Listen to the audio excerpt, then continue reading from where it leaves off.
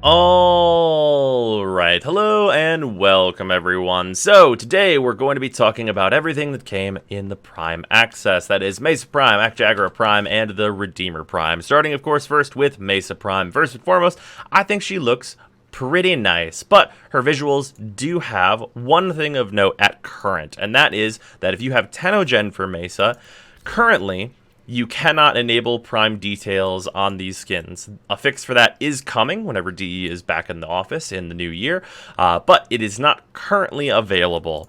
So, that's the thing to note. Besides that, the build for Mesa hasn't changed at all. It's still exactly the same as the last builds video I went over. I wouldn't change a thing. This build has been incredibly good in every single situation I have put it up against.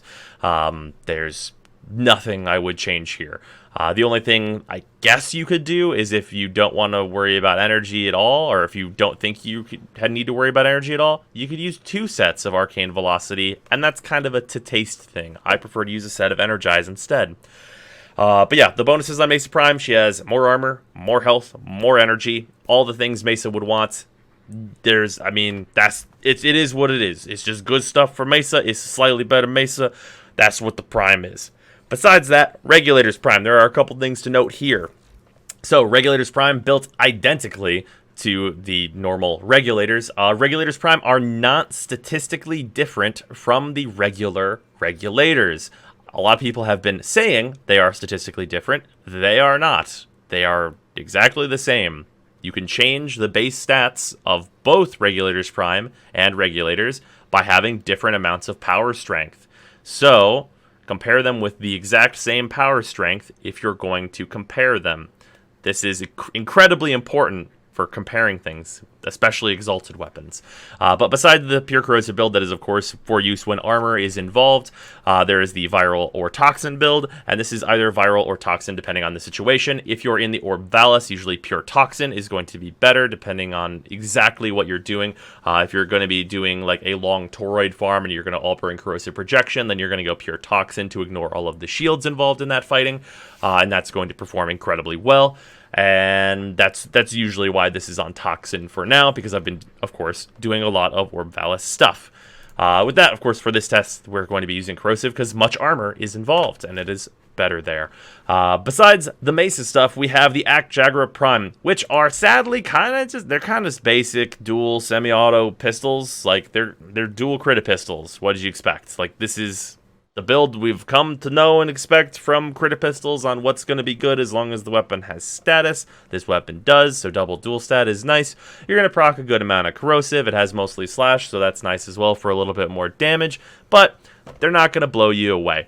Of course, we have the kit guns now, and that is making just a very basic set of pistols worse because they exist. And of course, all of the specialty sidearms and things like that. But they're fine. Like, it's not like they're unusable. They're absolutely, like, reasonable. It's just not special in any real way. Thing that is special in a very real way, though, is the Redeemer Prime. The Redeemer Prime is fuck busted. This weapon is absolutely obscene. So, this is a melee Tigress Prime that is rapid fire and never runs out of ammo. If that sounds good to you, it should. It's busted. So basically, you take all of the 60-60 dual stats and also drifting contact, you put them all on here, you get to 100% status, you throw condition overload on because it needs to be even more obscene than that, and then you put on prime pressure point, and then your to taste mod. I have prime fury on here because I thought the attack speed was a little less than I wanted. You could throw primed fever strike in here. You could put in, if you don't have primed fury, you can do regular fury or gladiator vice. The critical chance per combo multiplier really isn't going to help you at all with gladiator vice, but hey, if you want to put in the gold one, you could put in the gold one, or just like another normal elemental, another fever strike, maybe another fire mod if you want there to be more blasts on this weapon for some reason. But yeah, lots of kind of whatever you want to taste as the last mod here, and it shreds. It absolutely destroys. This can pretty easily kill enemies even at level 160 in testing, and that is a pretty up there achievement because it kills them quickly. Also, one other thing that you can put in this last slot that is very useful is either Life Strike if you're going to be equipping this weapon directly, or if you're going to be using it as a healing sidearm, you can throw Healing Return on here, and it'll actually give you some pretty solid healing on a per shot basis, as long as, of course, you're hitting your target. So yeah, Healing Return, this is actually kind of the first time that I've found a real use case for it, so that's nice. Also, if you're going to be doing orbs, I would suggest something more along this line, because you don't need to use, of course, like Condition Overload or anything like that on the orb. You're just looking for raw damage, which is, of course, why this weapon is Forma'd, because you don't need a Forma at all for this build. Like, no Formas are necessary. The dash is only in here, so I can use this build on the orbs. So yeah, it's pretty incredible, and we'll be showing that in the test. It is, of course, a shotgun, though, so you're going to have to be, like, reasonably close to your enemy if it's high level in order for it to obliterate them. So, first and foremost, we're going to show the weapons, and I'm just going to turn my 3 on for Mesa, so you can kind of get a feel for how good the weapons are. So we're going to throw this on enemy level 100, and blast these guys.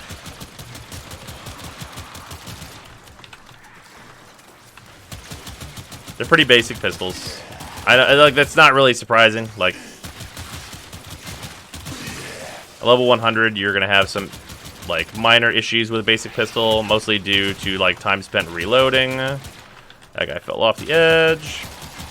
But if you're getting your headshots, it's gonna be fine.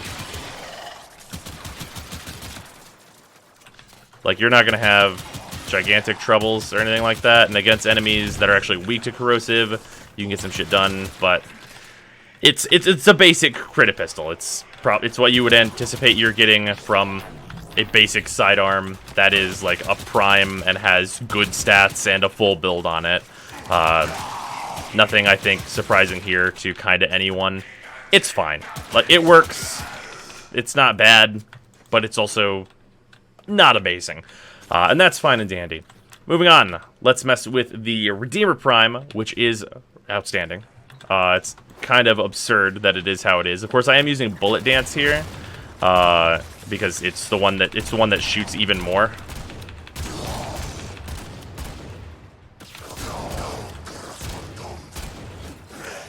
But yeah, like, this for heavy targets is just obscene.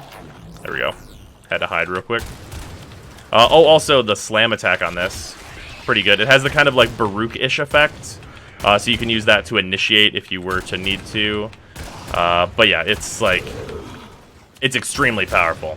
Like, imagine using this with like a buffer Warframe, like using this with like a Saren, like just shooting it down hallways and like getting all those toxin procs, plus like all of the armor stripping, plus spreading your spores, plus just, it's combining it with Warframes that buff shit is absolutely fucking bananas.